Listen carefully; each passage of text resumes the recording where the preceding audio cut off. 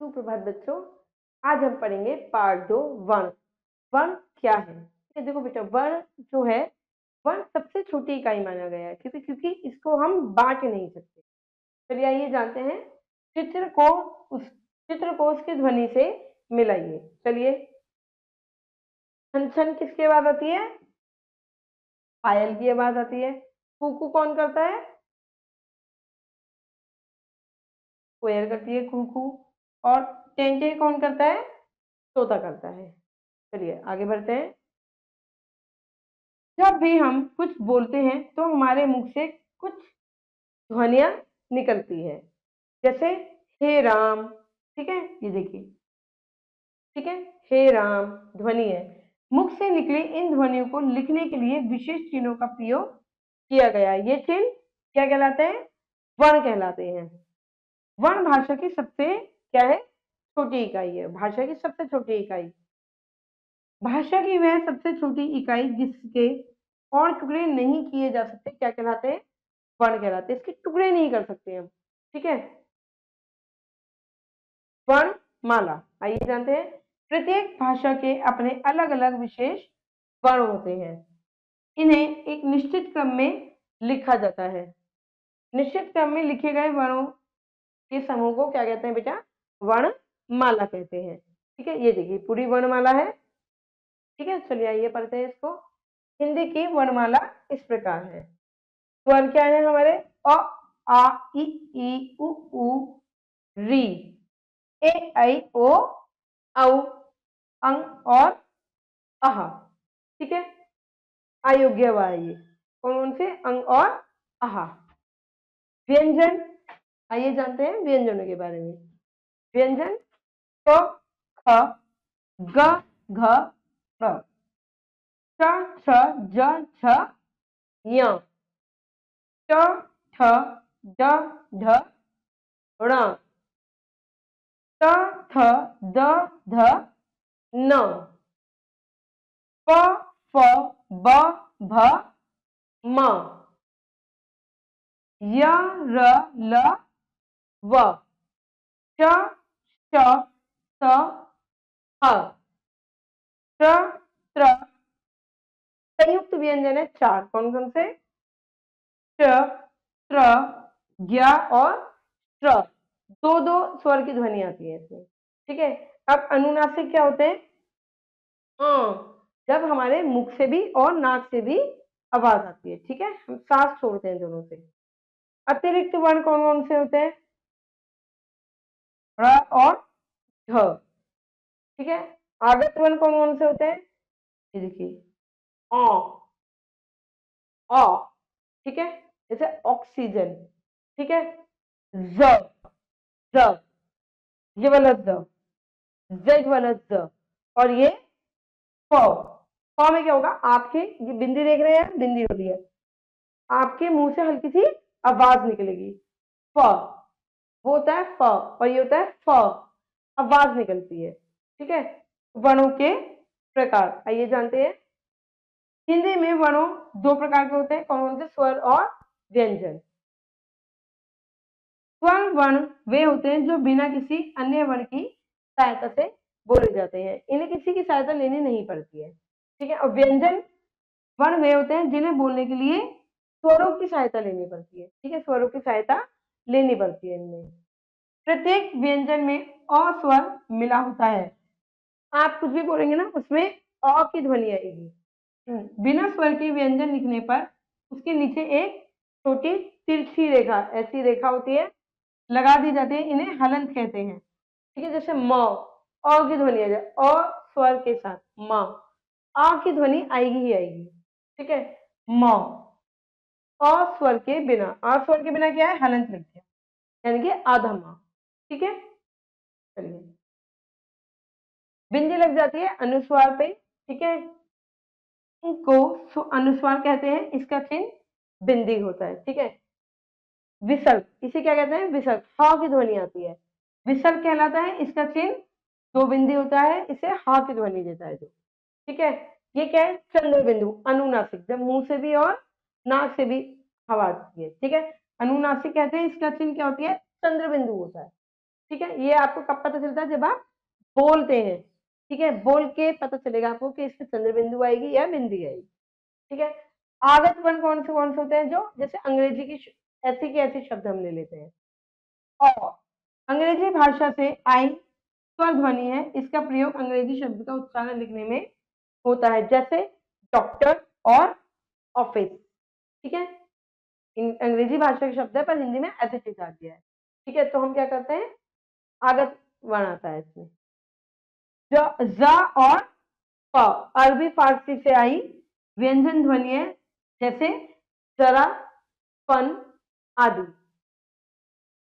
अतिरिक्त वर्ण, ड और ढ,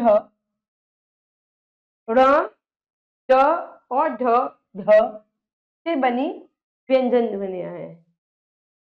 ड, ण और ड, ढ के उच्चारण में बहुत कम अंतर है, पता भी नहीं आपको ना, बोल के तो पता चल जाएगा। ये सड़क, ड़ है ना, बहुत कम अंतर है। ड़ और ढ से कभी भी कोई शब्द आड़ा नहीं होता, बीच में आएगा ये शब्द। ठीक है, संयुक्त व्यंजन क्या है, दो ध्वनि एक साथ, ट्र, त्र, ज्ञ और श संयुक्त व्यंजन कहलाते हैं। ये दो व्यंजनों और एक स्वर के मेल से बनते हैं। दोनों व्यंजन मिलाकर एक नया वर्ण बनाते हैं, जैसे क और श, आ की ध्वनि अजित हो गया, जैसे कक्षा, वाले क की ध्वनि आ रही है, क तो श।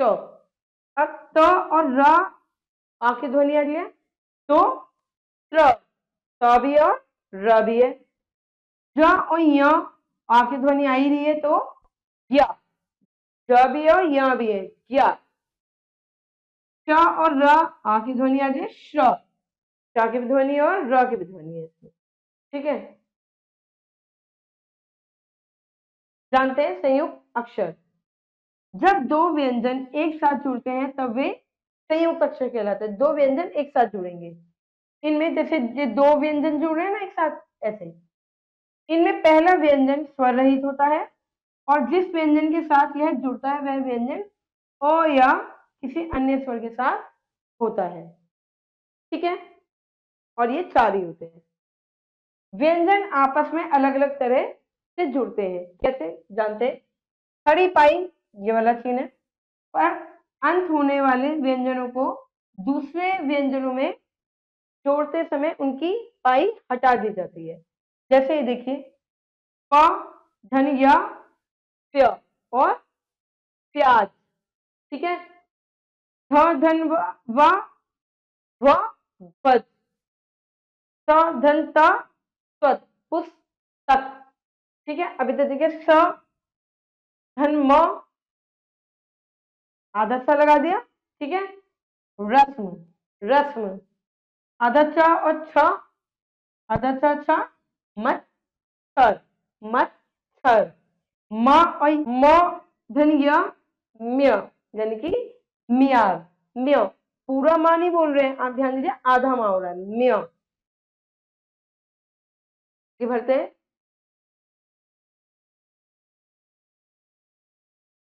फ और फ को दूसरे व्यंजनों में जोड़ते समय आगे का घुमाव हटा दिया जाता है। कैसे, आइए जानते हैं, आधा का और त यानी कि वक्त, आधा का या क्यों, शब्द क्या बना, प्यारी।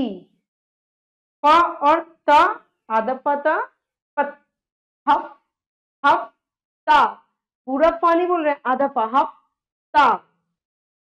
क और धन ख, कक, यानी कि मक, मक्खन, आधा क, आधा फ और ता, पत, दफ, तक, पूरा फ नहीं बोल रहे हैं, आधा ही फ बोल रहे हैं, आधा फ, इसका मतलब होता है, इस चिन्ह का मतलब है आधा, आधा फ होता फट, लिफ्ट, लिफ्ट।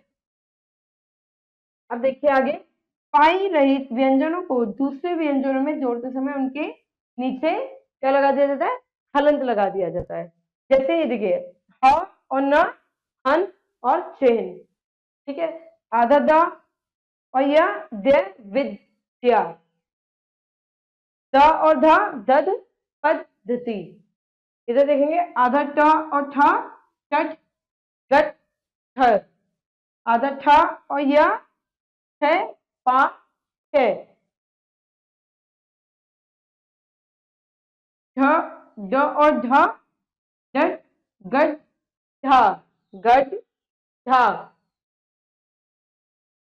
र के रूप, अब र के रूप क्या होते हैं ये देखते हैं। र के रूप, र अपने से पहले या बाद वाले व्यंजनों के साथ अलग अलग रूप में जुड़ता है। ठीक है, र का प्रयोग 4 रूपों में किया जाता है, जैसे र र आ की ध्वनि आगे रात और दुल्लार। ठीक है, र र और म आ की ध्वनि आगे र हमने ऊपर कर दिया धर्म और कर्म, माँ क्या करा हमने ऊपर लगा दिया इसमें। अब इसमें नीचे लगाएंगे क और र आ की ध्वनि आगे क्र, क्र नीचे, नीचे लगाया है पैरों पे, क्रम और क्रिया, ये र के रूप है।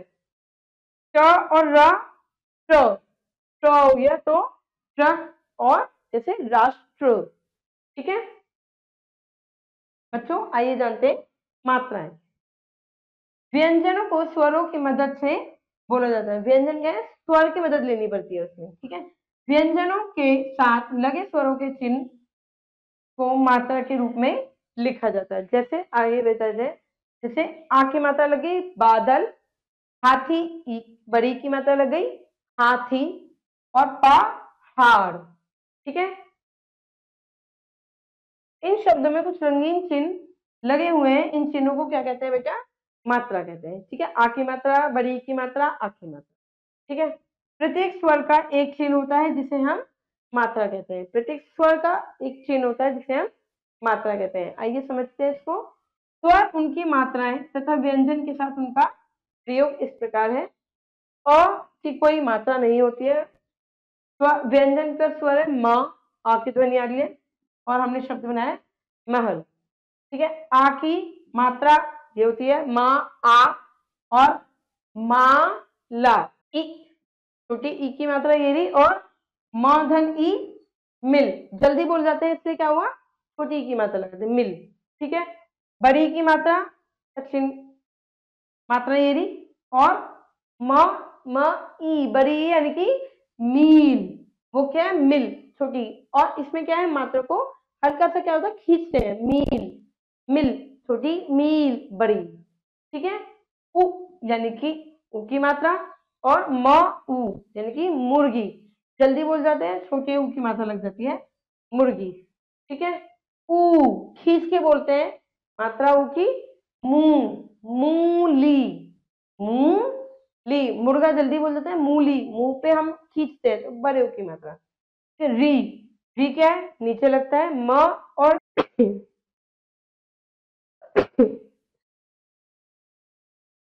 री क्या है, री नीचे लगता है पैरों के, म और री मृग, माँ की ध्वनि आ जाएगी, हमने क्या करा र नीचे लगा दिया तो मृग। ए की मात्रा म धन ए में, ए बोलेंगे आप, देखो में ए की ध्वनि आ रही है मेधा।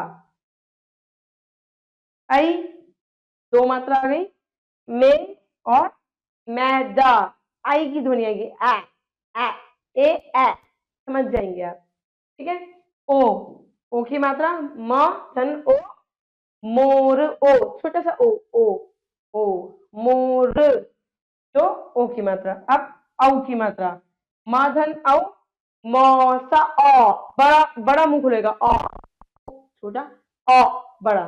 ठीक है, मौसा। चलिए, अ की कोई मात्रा नहीं होती, यह सभी व्यंजनों में जुड़ा होता है। र में उ और ऊ की मात्रा र के ऊपर या नीचे नहीं लगती, बल्कि उसके दाईं तरफ बीच में लगती है, जैसे र धन उ और रू। ठीक है, जल्दी बोल देते हैं यानी कि रूप, जल्दी बोल गए।